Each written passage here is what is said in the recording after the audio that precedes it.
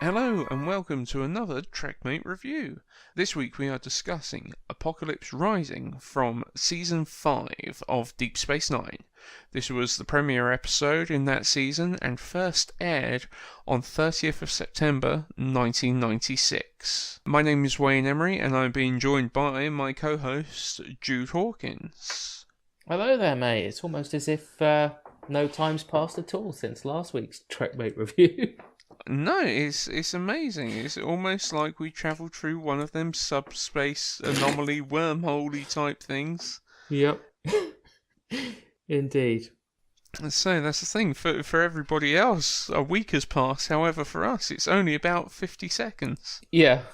Time has an amazing way of doing these things. And much like last week's episode, someone else is wearing Jake Sisko's clothes in this episode. Sorry. No, I was going to say, like last week when we did Enterprise, this week we've got an episode which is part of sort of two story arcs with the Klingons and the Dominion War and everything and Changelings. Yep. But it is sort of not as much of a standalone as the other one.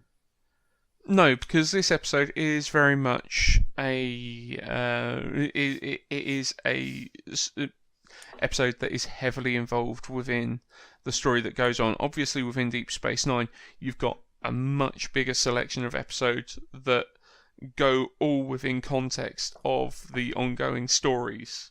Yeah, so anyone who hasn't watched it, I think that the only things worth mentioning is that obviously the leaders of the Dominion and everything is the Changeling or the Founders. Mm-hmm.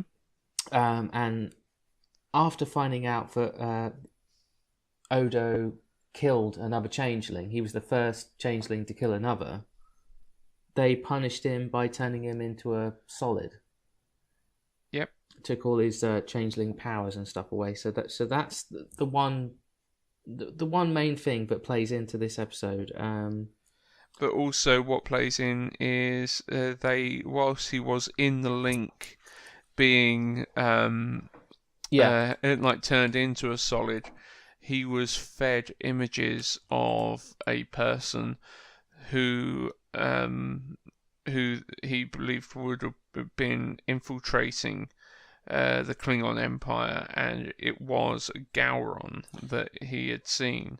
Yeah, we'd mentioned this in another episode we'd done, or a couple of things we'd done recently, and that's why it popped into my head this week, as this would be a great one to do, and I thought it was time again to do one that I personally really enjoy, this episode. Yeah, no, definitely. And, well, to be honest, at the moment, we've been very Klingon and Gowron. We have. We're doing a lot of Gowron stuff at the moment. To say, as we sort of recently remembered / discovered, he wasn't in all that much. It was 11 or 12 episodes altogether over TNG and DS9. I know, but just in us doing two episode reviews on him, we've already discussed about 15% of his total screen time. Yeah, we have. So yeah, it's an interesting one because you always assume that he's been there for so much more, but within this context, it works quite well because the Klingons are fully at war with the Federation, mainly over disputes over the Federation not allowing them to do whatever the hell they want with Cardassian space. Yeah.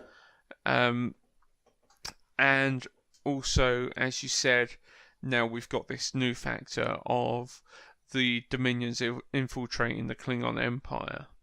Yeah, I just love this time for Star Trek and DS9. Just so many interlinking stories going on. I love this. Mm-hmm. And also, I enjoyed because the episode pretty much dives straight into what's going on by showing Kira and Worf pretty much twiddling their thumbs, waiting to find out what's gone on with Dax and Sisko. And butting heads a little bit, which I thought was funny. Yes.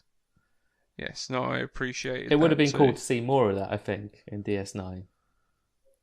I think so. I think it would have been because the thing is, it's Worf's very right in the sense of he feels that they should be going after Sisko because he's worried about them.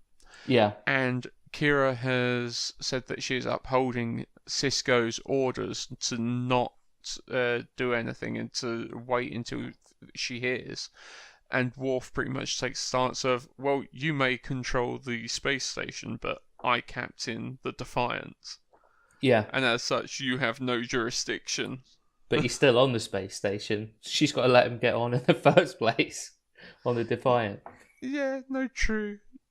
But that's the thing. I suppose Kira couldn't order him that because she's not even Federation. No, she's not, technically. She's not Starfleet. But all of it doesn't matter in the end anyway, because they suddenly get a communication of some sort from them, don't they? Well, the Rio Grande just turns up. Yeah. It warps in quite beaten up, and Sisko and Dax both arrive. And when they give the debrief, it's been announced that Starfleet wants a special equals an infiltration team. Yeah, an infiltration team to go and infiltrate the Klingon Empire to suss out what's going on and flush out the Changeling. And Sisko has passed on the information that Odo had given him at this point. It is Gowron, yes. But they're investigating or wanting to prove it's him. Yes, exactly. So they have no doubt in their head that it's Gowron, and as such, that is their primary target when they're going. But I loved Sisko's announcement of when he's telling people about the plan. They're like, "Oh, okay, that's good. Who's Starfleet sending?" He's like, "Me." Yeah. Who else? Who else? Yeah. Because it was pretty much just like, they're sending the best of the best of the best. And that's me, mother. Yeah.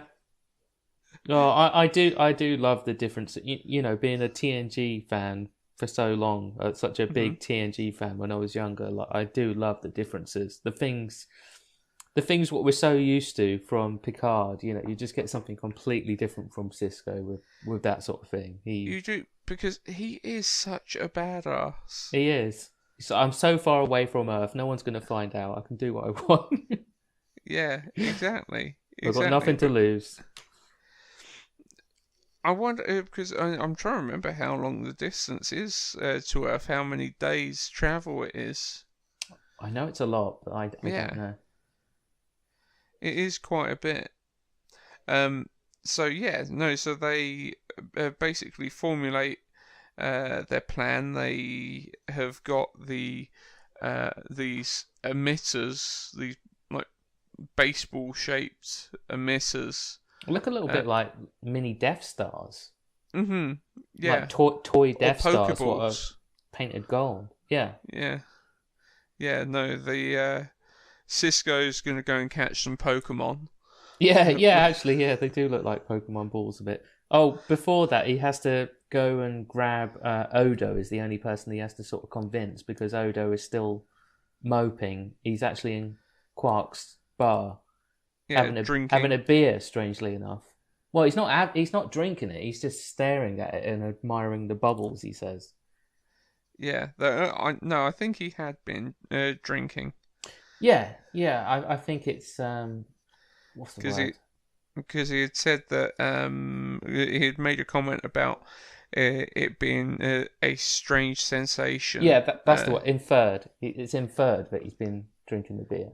Yeah, a strange sensation like eating and drinking. But then after being a solid for so long, it become quite pleasurable. Yeah. So yeah. Sisko has to sort of like scoop him up and say, "Come on, we've got this plan." And like you say, got the Polaron radiation emitters. Yeah, and because Odo said to him, like, "What am I meant to do? I can't turn into Gowron's Targ. I can't like fly through this. I can't do that. And he's Yeah. like, no, I need my chief of security. That's it, yeah. And there's one funny line in that meeting as well, as always, by Worf. I think he says something like, if we succeed, there will be many songs sung in our honour. I just love the way he says that. But also so optimistic because Yeah. Gowron still absolutely hates Worf's guts. Oh, yeah. Because the House of Moga's been officially, like, destroyed. Yes. There is no honour left in the House of Moog, so No. quite optimistic feelings on Worf's part, I think. Yeah. But yeah, and also they then ask how they even meant to get there. Which at they what bring point, your old mate in. yeah, they bring over Goldercut and Damar with Goldercut's bird of prey that he had nicked earlier on in season 4. Yeah. So they have their ride. They have their ride to go. And then Dr. Bashir does his magic by Klingonifying everybody. Yeah, and they all look great. What's his name? Miles looks the funniest, and I read today that I forget his name now. What's his name? What's the actor's name? Cole Meany. Cole Meany absolutely hated it and moaned about it every hour of every day for the 5 days that they recorded this episode and pissed everyone off in the process.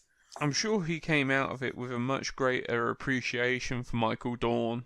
Oh, yeah. I think I read a quote by him saying that he does, yeah, for doing that for as long as he did. Yeah. Because, yeah, no, it does. He's quite a peculiar looking Klingon, is Miles. He's actually... I'm going to say it. He looks like a dumb Klingon. He literally looks stupid, like, duh. If he said that at any moment, it wouldn't be out of place. Doi, I got bad there. Yeah. I think it's partly because he has really sticky out teeth at the front, like buck teeth almost. Mm-hmm. Yeah. Descartes makes me laugh when they're in the bird of prey, like on their way. He says something like, "I insist we make a holographic record of the 4 of you, yeah, and that will be payment enough for me loaning you my ship or something." Yeah, I thought that was good. Basically, let me get a selfie and Spacebook this. Yeah, exactly. Because it's and I do love the interactions with Goldercut. Yeah, because it's when they initially meet another Klingon ship, and the Klingon ship's trying to hail, and Goldercat's normal because he has a holographic program to speak on behalf of him when confronted by Klingon ships, and that's not working. So rather than maybe Worf speaking to them, that was it. The guy suggests, let Worf do it. Let Worf do it. Yeah, and at which point Goldercat just destroys the other bird of prey before it raises shields. Yeah, and I think even though that's a Descartes moment, like that is one of the moments also where I thought if that was Picard, like in disguise as a Klingon, he'd be like, "What are you doing, man? You can't do that. I'm going to have to put that in my report and blah, blah, blah, blah." But because it's Sisko, he's just like, yeah, I sort of get that, It makes sense. Yeah, we've got to go. I can't worry about that right now. Sodom. Yeah. No, I think you're right, because, Picard would have been much more upset about that. But with Sisko, he's like, shit happens. Yeah, what can you do? I'm just going to chuck this in. Like, I don't think this sort of tiny B story is really that worth mentioning that much, but I just thought I would because I thought it was funny. The writers put a scene in with Kira and Bashir talking about, acknowledging Kira's pregnant belly. And she turns to Bashir and says, "This is all your fault." Yeah. which I just thought was funny. You know, then they have dialogue saying like, "Oh, because you did this," that, you know. Yeah, but what was funny is that was put in there because it is Bashir's fault, because in real that's it. life For anyone, she was having his baby. that's what I mean. Yeah, for anyone who didn't know, yeah, because I didn't at one point. Yeah, they were a real life couple at that time, weren't they? And Yeah, she's Alexander pregnant with- Siddig That's it. and Nana Visitor were real life partners. Yeah, so I thought that was a good touch by the writers putting that in there for the people that did know. Yeah, a little inside baseball joke Yeah, for people to appreciate, because he's like, how is that my fault? And she's like, well, you put it in there. Because... So, yeah, no, it is your fault. And I appreciated that as well. Though also what I did appreciate, just flying straight back to the beginning of the episode for 2 seconds, is when Goldacott first came onto the station, and he's like, and he says, "Oh, Vedek Baral must be very happy, like a proud man." And she's like, "He's not the father." yeah. He's like, "Well, who is?" It's O'Brien. Just his face of, "You skank." Yeah. You dirty Bajor. You're all the same. That's it. But yeah, so we go. Let's crack straight on with the main story as well. I will, but I've got to say another funny thing about the main story is it goes back to Worf sort of trying to train the other 3 guys into being good Klingons. Mm-hmm. O'Brien's still doing a crap job, just going duh. But then what is it, Sisko? I'm a Klingon, doy. Honor.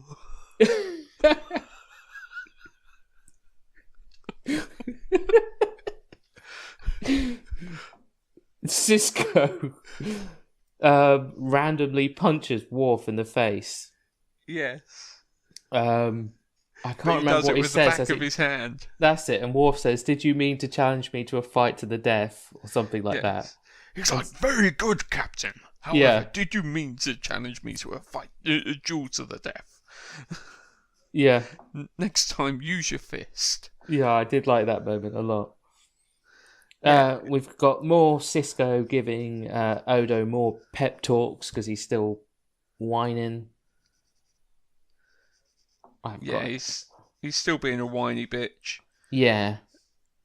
Not getting over the fact that he can't just change into anything anymore. And to be honest, I think that's a bit greedy, because I've never been able to change into anything, and I've never moaned.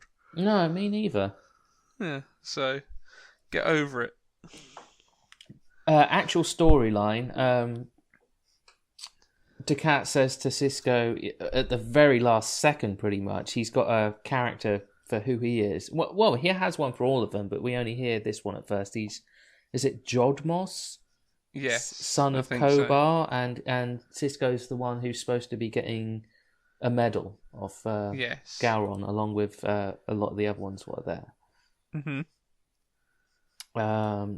So yeah, that's their excuse for being there. O'Brien immediately gets a headbutt from one of the Klingons when they go down to whatever it is. I've forgotten the name now of where this temporary base is. We have one tiny scene with Jake being reassured by Bashir, where Jake just says, like, "I wish my dad just wasn't as damn good as he is at his job, and they wouldn't keep sending him on these missions." Yeah. Pretty much just reaffirming what the rest of this episode tells us of how much of a badass Sisko is. Yeah, basically. I wish my dad wasn't so awesome. Yeah. Oh yeah, we find out that it's like nighttime or something here, and Gowron's not going to be there for hours and hours and hours until the early morning. So they have to party and drink all night, but they've got something that makes them not get pissed. Yeah, they've taken a drug that nullifies alcohol effects. Do you know what? Like, if he was going to be hours and hours, I would have thought it'd be easier to just say, well, why don't we just get pissed for hours and then we can take the drug that stops us being pissed like an hour before he gets it. It would make the time go faster. Yeah, I suppose. Do you know what? I'm not actually a Klingon. I've just got makeup on.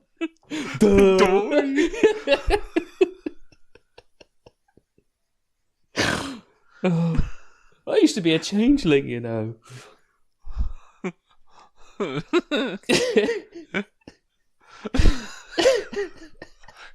Just crying to a Klingon. That could have been an amazing episode. That could have been a double episode if they'd done that. Yeah. What have we got? So they managed to see it through till the next morning when they need to be setting up the emitters. First of all, between then, though, enters the room. There's still a bit more badassery before then. Sisko beats up a Klingon just for the sake of it. Just to fit in. Yeah, no, because what had happened then was one of the Klingons was bragging about killing a crew and also like ripping an Andorian's antennas off and ripping him limb from limb, and it was a captain that Sisko had gone to the academy with. That's right. And he kicked the shit out of the Klingon, basically blaming that he was in the way of the blood wine. Yeah. But yeah, no, that's quite harsh, not being able to give any sort of real genuine emotion about finding out that someone that you care about had just been killed. Yeah, but I mean, it worked because, you know, Klingons are so random with their violence anyway, but, you know, no one really suspected anything odd with them doing that. No one suspected a thing. But yeah, no, once again showing how much of a badass Sisko is. But also, I'm sure we also see Sisko when a little bit more time passes. We still see Sisko fighting about with more Klingons. I'm sure there was like a little wrestling match going on at one point whilst they're just standing about drinking. Yeah, I think I may have got the two things mixed up. Yeah, I think you're right. He says I was captain of the wrestling team 23 years ago or something like that. Yes, that's the one. That's the one that your note comes from. Yeah. And that, to be honest, Sisko is the one who's absolutely loving being a Klingon. He is, yeah. He even like expresses regret later on in the episode when they've got to take the makeup off. Yeah, like he's gonna miss it. He's gonna miss the fangs. Yeah. I think that's what he says, but I think he's gonna miss it completely. You know, because of the freedom that Klingons have to do that sort of stuff, just randomly beat the crap out of someone and it's fine. I think he'd like to do that more often, wouldn't he? He's certainly. Well, that's the thing. He set a precedent for it in season 1. He went and punched Q. Yep. And helped me win a trek off. That's so thanks it. for that. 21 years later, or whatever it is. Yeah. Well done, Sisko. Yeah. No. So he. He does absolutely thrive in it. Then also they all shit themselves when Martok turns up. That they're going to be getting found out, especially since he ends up talking to to our special needs Klingon. I recognize you. I don't know. I don't know. Battle. Yeah. He's like, what do Klingons do? So he questions O'Brien. He does, but O'Brien actually manages to get through it somehow, and it's Sisko who ends up getting caught just by being recognised by fake Martok. Yeah, by being recognised by fake Martok. But at that point, what got me was they had spent like a good few minutes getting the emitters set up, which would basically make any changeling turn into their liquid form. And well, first of all, fucking Odo was an absolute klutz as a solid, and he mucked up putting that up a couple of times until he finally got it done. Then Sisko got called up to get his medal. Why at that point, or once he had been found out? Because he had been found out and he had the remote control in his hand. Why, when he got knocked over by Martok, did he not just press that straight away? Yeah, I know what you mean. Allowing themselves to get caught. Well, it's because they've got 7 more minutes to fill, is the real answer. But the real answer is they're not at the time limit. Yeah. I know what you mean. I was thinking that as well when I was watching it. Just you could just do it now. Yeah, exactly. So Sisko gets found out. They get chucked into. They get chucked into the cell by Martok, and then Martok, pretend Martok talks to them. And in that scene, go back and watch that scene. I mentioned earlier on about Cole Meany hated the makeup and he found it really hard to act with the makeup on. Like, they've already been discovered who they are by that point. They know that, even though they don't know that Martok's not Martok, they know that he knows who they are. Yeah.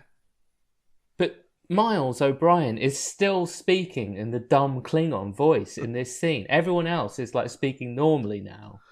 Yeah. But, like, Miles says, I would have thought that made you happy. But he says it in his stupid Klingon voice, like, I thought that made you happy. Honestly, go back and watch it. You'll see what I mean. Like, it's like, you don't have to keep talking like that, Miles. You've discovered now. But I don't know if it's... go back to being Irish now. Yeah, I don't know if it was Miles doing that, just forgetting, or if it was just Cole Meany having so much difficulty. Like, what the fuck's going on? Get me out of this makeup. And he's just still doing the voice. It's odd. Okay, so back to the actual storyline. Martok is explaining to the guys how basically he thinks the best plan from this point onwards would be to just kill Gowron. He also accuses Gowron of, to them, he says it's Gowron who's destroyed their emitter things, their radiation emitter things. We later find out it's him. But I think, alarm bells go off to any viewers of the episode as soon as he starts saying, let's kill Gowron. Don't worry about using them or doing this. Wouldn't it? And also, he says there will be no honourable Yeah, and of battle. course, our old buddy, who's not been on form in this episode, but he is by the end of it, Odo, he works that out. Because fake Martok allows the other guys, the other 3, to go and sort Gowron out, and he says, like, you stay there, Odo, because I can't trust you. I don't know where your loyalties lie. But also, it rung alarm bells for Odo because Gowron did allow an honourable one-on-one combat with Worf. That's it. That's the main thing. What triggered he's like, his whole Columbo speech. Yeah, because it's like, well, a changeling he would have let the security guards handle it. Yeah, exactly. It's just straight away Odo figures that out and manages to cause enough of a scene to let them know that it's Martok that is the actual changeling. And then we get he has to the scene that's been used. He has to shout it out, basically, doesn't he? But yeah, because Worf is literally on the verge of killing Gowron at that point. Mm-hmm. Yeah. Oh yeah. No, Worf's standing over Gowron after getting the best of him and about to kill him when Odo screams over that it's Martok that's really the changeling. At what point then Martok then extends out one of his tentacles to strangle Odo, which he knows it's too late. Then then you have about 30 yeah, Klingons. that is a very cool Star Trek death scene. It's a lot of people shooting one person. Yeah. And that's the thing, not because I don't know how many shots it would take to kill It's a lot. a changeling, but they do enough to cause him It's to somewhere explode. between 10 and 30 shots, isn't it? A lot of wobbling about. Yeah. And then it is just an explosion, isn't it? Of goo. So then that pretty much wraps it up, other than Gowron having a closing discussion with Sisko and the crew, just saying that they've done the Klingon Empire a great service, but he's not sure if he's going to be able to just end the war. He pretty much tells that. them he can't. It's too late now, and has a jab at Worf in the process. Like, he says something like, if your Klingon blood wasn't so thin, or something, you'd know that. And also, he turns around and says, Worf, you should have killed me whilst you had the chance. There's multiple proper crazy eyes moments in this, and that's one of them. Definitely. And so yeah, we find out who the real changeling is. He gets killed. Gowron then it puts the path for repairing the relationship between the Klingons and the Federation. Yeah, because that's the thing. He's said that it is appreciated what they've done for the Klingon Empire by outing Martok, especially as he was the one that was really pushing for all of the military action with the Federation to cause a unstable environment for the Dominions to just come in and wreak havoc. Yeah, a very good episode all round, I think, with this one. Very well written. So many interlinking storylines, and really fun episode. And at this point, Deep Space Nine is at its best at this time period. 100%, yeah. So yeah, I 100% enjoy this episode. It's one that really stands up well as well. There's no sort of signs of aging, I don't think.